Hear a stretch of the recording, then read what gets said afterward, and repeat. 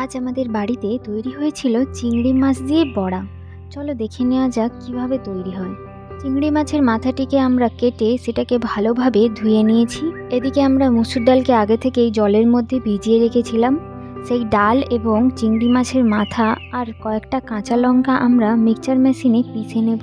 এরপরে আমরা পেস্টটিকে ভালো করে বের করে নেব একটি পাত্রের মধ্যে এবং তাতে দিয়ে দেব আগে থেকে কুচিয়ে রাখা পেঁয়াজ কুচি।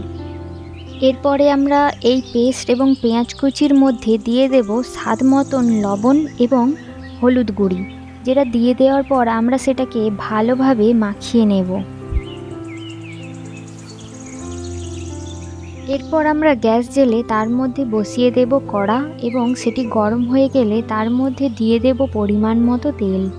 গরম তেলের মধ্যে এবার আমরা দিয়ে দেব চিংড়ি মাছ আর ডাল বাটার পেস্টটিকে।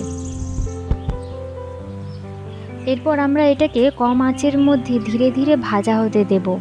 বড়ার নিচের সাইডটা যখন ভাজা হয়ে যাবে তখন আমরা সমস্ত বড়াকে এক এক করে উল্টে নেব।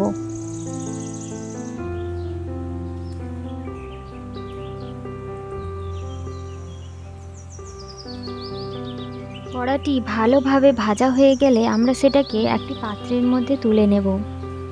তৈরি হয়ে গেল আমাদের চিংড়ি মাছের বড়া।